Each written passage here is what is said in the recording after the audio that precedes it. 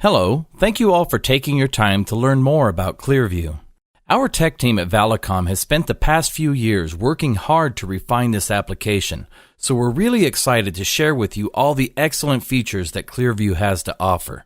As a third-generation TEM software tool, Clearview is a web-based application in the truest sense of the term. It's designed to mimic a desktop, which you'll soon find out as we go through the different parts of this demo. While Clearview is a web-based application, it contains all the benefits of web-based delivery and provides you with the power of a desktop-style application interface. But before we explore the different parts of Clearview, I'd like to illustrate some key points of the interface that you'll see again and again throughout the application. First, Clearview is a windowed interface. As I click on different items on the main menu, you'll see that these items are opened as windows inside the interface. These windows can be minimized, resized, or repositioned, and you can have as many windows open at one time as you need, including many of the same type.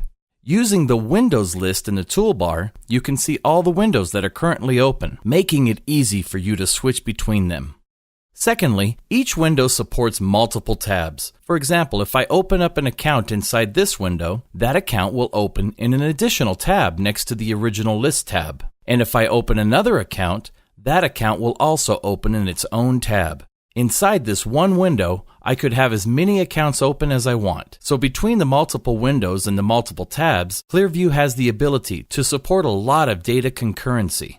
Finally, when Clearview presents a list of data, such as this account list, there are filter boxes at the top of each column that give you a fast and easy way of entering a value and filtering that list to do something more specific.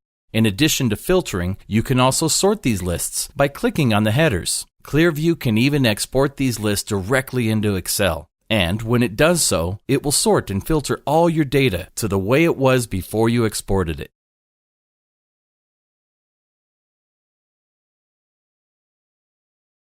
To begin, I'm going to give an overview of each item in the main menu. Inventory is where we would store all of the telecom assets related to a TEM project. This would be all the wireless devices, circuits, business lines, etc. Accounts is where we would store a list of all the carrier accounts that could or should produce monthly invoices. The Invoices module provides access to invoices as they flow in and out of Clearview, along with some metrics and audit flags to make cursory auditing easier. The Cost Center section is a list of all the cost center's GL codes and cost strings that could or should be associated with the inventory. Locations is simply a list of all the geographic locations for inventory and reporting purposes. The Users section lists the people that can be associated with inventory, as well as to control access to Clearview itself.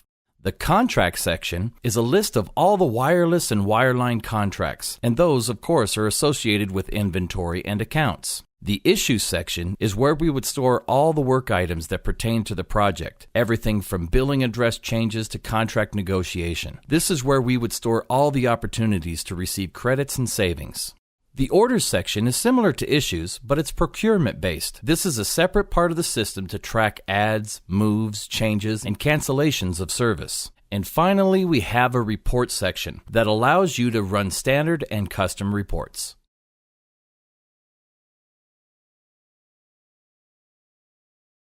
Clearview's Inventory section is where we track all of the telecom assets related to the project. This includes all of the wireless devices, circuits, business lines, and whatever else is in your environment. The Inventory section is the most complex part of Clearview and serves as the backbone of the entire database. Look at this inventory item at the top. Clearview is equipped with all the information needed to track down this item. The description contains a unique identifier, which would typically be the business line, a circuit ID, or something of that nature. In this way, you can easily find out the responsible vendor, the start date, and the disco date. Next to the basic information, we have an open text notes section with no character limit, which can be used to store any data that doesn't fit anywhere else. Furthest to the right, we have two associations beginning with the users. Users typically come into play with wireless devices. Below users, you'll see accounts. This would show any account or accounts that this inventory item has been associated with over time. It also shows the last time this inventory item was billed on a particular account. Below the basic inventory information, we have a variety of tabs. In the Main tab is a snapshot of the various locations of the inventory item. These are classified by the customer location and the vendor location. Often, the carrier will refer to a location in one way and the customer will call it something else. This is why we have the differentiation. To the right of the locations are a quick list of open orders and tickets, and below that are any other inventory associated with this item. In the Payment Info tab, we have the specific payment history just for this inventory item, so you can view any changes that have been incurred by this particular item over time. You'll also find a direct link to the scanned PDF copy of the invoice that carries those charges. The first section here is labeled Charge Types. This is where we handle cost allocation. To pay an inventory item, the item must have a minimum of one charge type, and then each charge type can have one or more cost centers below it. A typical example would be a wireless device. This has two charge types, one for voice, one for data. This feature would allow us to split the charges for that device into those two categories for each month. When we throw dollars at a particular charge type, Clearview uses one or more cost centers to determine how to allocate those charges. We can allocate them down to 1% and all the way up to 100% to different cost centers. Next to the payment info is attributes. This is where we would track any and all extra data associated with an inventory item. You can see that attributes is loosely designed around CSR data. We have a USOC column, for example, as well as a unit cost quantity and total cost. Attributes allows you to retrieve CSR data, such as fixed costs, but also allows you to track custom data, even if it involves finding out the color of a building where the telecom inventory is stored. Everything is normalized. You don't have to get Valicom involved, and you don't have to repurpose a field in order to track new data. The final tab we will cover in the inventory section is the Trouble Tickets tab, where all issues associated with an inventory item are stored and tracked. In the Edit section, you can edit dates, add vendor ticket numbers, as well as add descriptions and notes to trouble tickets in the Edit section.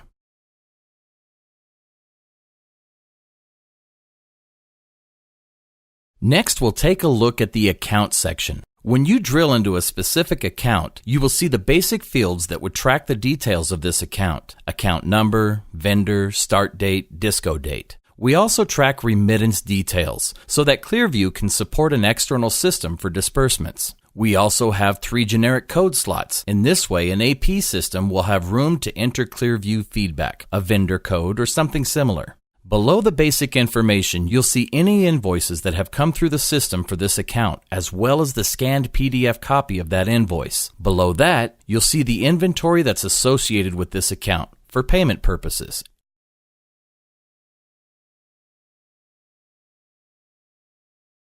Now let's dive into the Invoices module. In this section, you'll see basic invoice information such as the invoice date, current charges, and what's being paid. You'll also find the previous dollar amount, so whatever this invoice billed the last time, we received an invoice for it. Next, you'll see the 1-month dollar variance, followed by the 1-month percentage variance. Then you'll see the 6-month average dollar variance and the 6-month average percentage variance. Finally, we've got 2 custom audit flags set up.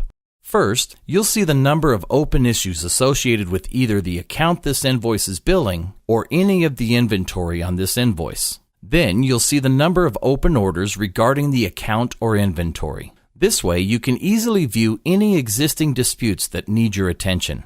We can set up whatever audit flags fit your project. For example, if you need to find or track late fees, we can set up a flag for that. As invoices flow in and out of Clearview, the presence of third-party billing, installation charges, or late fees would cause these flags to be checked. By presenting as much information as possible, we'll make the job of approving and reviewing invoices as easy as can be.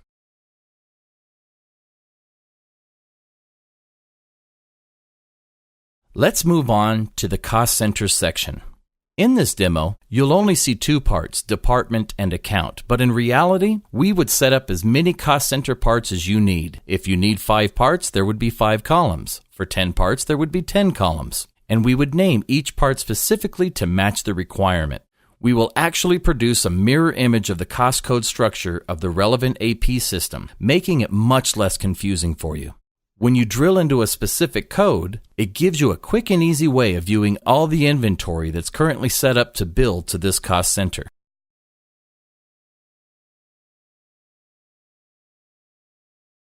Our next section is locations, which is very straightforward. When you look at a specific location, you'll see all the information you'll need to track that location, such as its name, address, city, state, zip code, etc. If necessary, we also have a location code field, as well as a flag called residential. For example, if it's the location of telecommuter, this flag might be helpful. Below, you'll see all the accounts and inventory associated with a particular location.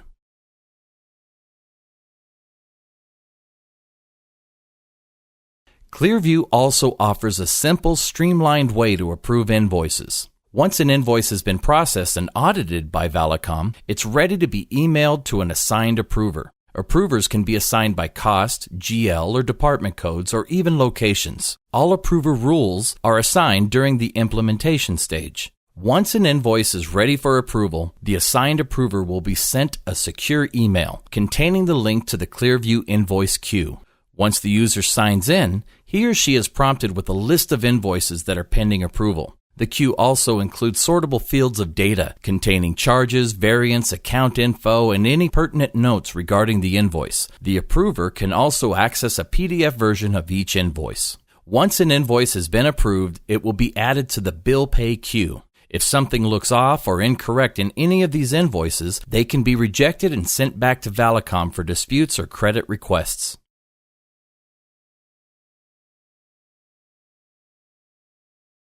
Let's move on to the Users section. Starting at the top of the screen, you'll see the basic fields that you'd expect to see when tracking a user. We also have some specific fields, such as Employee ID and Department ID. These fields really come into play during integrations with HR and ERP systems, so we can uniquely identify employees for update purposes. Below the basic information, you'll see the associated inventory, which would typically be wireless devices. Below that, we've got associated issues and orders. And at the bottom, we have a section called Details. This is where we'd show all the breakout information regarding this person's usage, such as airtime minutes, kilobytes used, text messages sent, and that sort of thing. All of the data will be shown in a 6-month trend. The Users section also allows you to give people access to Clearview. When looking at Clearview access, you can control whether the person should be given read-only or full edit access. You can limit their access to parts of Clearview, as well as provide a cost center limit. By adding one or more cost center limits to any given user, that person will only have access to a subset of your entire telecom environment. If that person needs to bring up the inventory, run a report, or do something of that nature, he or she will only be able to view data associated with one of those cost centers.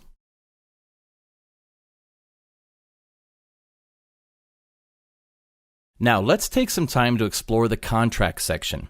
When you look at a specific contract, at the top you'll see basic information, like the vendor, contract name, start date, and end date. There's even a place where you can describe the contract in detail and associate the contract with as many accounts and inventory items as needed. Also, you can attach files to the contract. These could be Word documents, Excel files, emails, a scanned copy of the contract, whatever's necessary.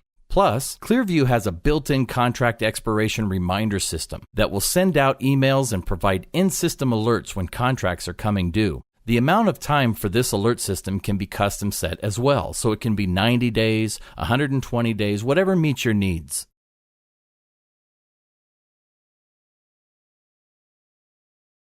Next, I'll discuss Clearview's Issues section. This is where we track all of the work that's relative to the TEM project. When we look at a specific issue, you'll see that an issue has a number of statuses it can go through over time to describe where it's at in its life cycle. We have a number of different types to describe the issue and the vendor that's responsible. The issue can be assigned to different lists of people who have access to Clearview. These could be people on your staff or a combination of our staff and yours. It all depends on how your project is set up. Each issue contains an open date and a close date, and we can estimate the amount of one-time credit and ongoing savings we expect to get when closing this issue, as well as the actual credit and ongoing savings that are achieved. The issue can be described in detail here, and we have a built-in history feature that allows you to mention if some kind of action was taken. You can also mention if someone was spoken to regarding the issue, or if someone committed to taking action. This is especially helpful in tracking and managing complex issues. Issues can be related to any number of accounts and inventory items, and you can even attach any types of files you'd like. In this way, if you had a complex issue that's related to several circuits, you could make a single issue to track that effort and its savings.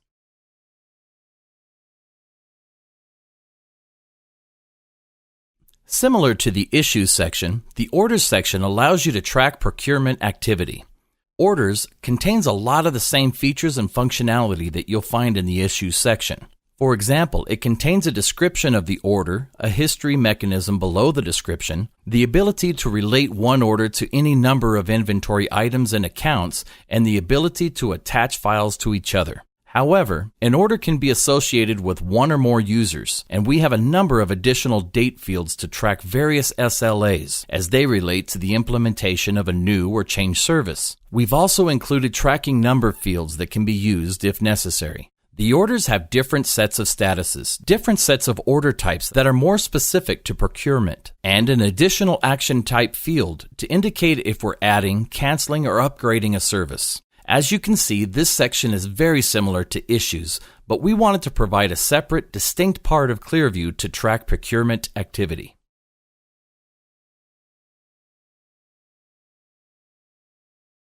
The Reports section in Clearview allows you to run both standard and custom reports. The way we handle custom reports in Clearview is somewhat unique in that we allow you to submit requests to a custom reporting help desk. The help desk will then publish those reports typically within an hour or two. We can publish custom reports at different levels, whether you need them published to specific users or globally. Running reports is very easy. You simply click the report you want to run, and then Clearview will prompt you for any parameters that are necessary to the right. Then you simply click Run to generate the report. We can produce reports in Excel, CSV, fixed width, or just about any format you choose.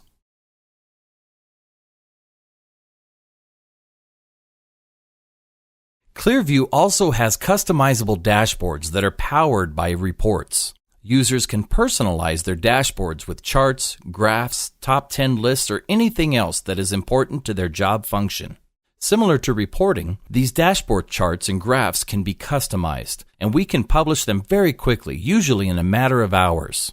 Another important feature is this configuration option located on the toolbar. This allows you to take all the windows you have open, along with the tabs inside of them, and save that information to the database. You can even save the way each grid and list is filtered and sorted. That way, if you come in the next day or next week, you can reload all that data without going through the trouble of searching for it and retrieving it again. Additionally, you can use the configuration option to create application presets. In other words, you could open a certain set of windows and tabs that relate to a specific issue and give it an appropriate name. Whenever it comes time to open all that data again, you can do so in one click.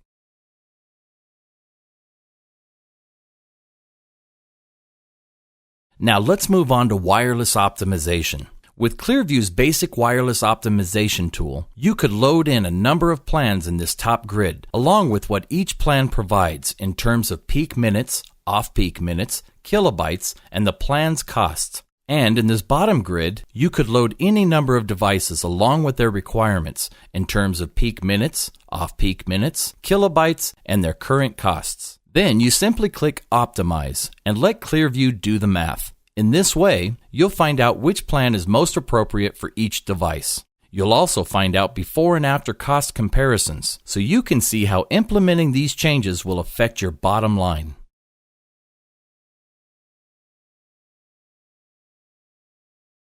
And finally, let's discuss training for Clearviews and the built-in help system.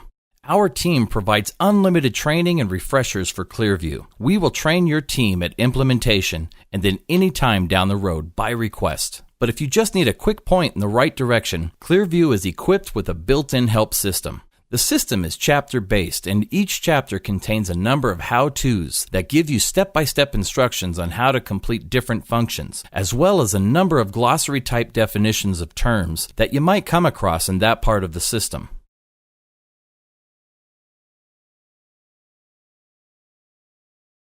Now that we're about to conclude this demo, I feel it's important to let you know that Valicom runs a 100% in-house development shop that doesn't rely on any third parties to maintain our system. This gives us the ability to respond to feedback very quickly, allowing us to swiftly improve and customize our system and make your overall experience with Clearview most pleasurable. Thanks again for taking the time to learn about Clearview. Have a great day.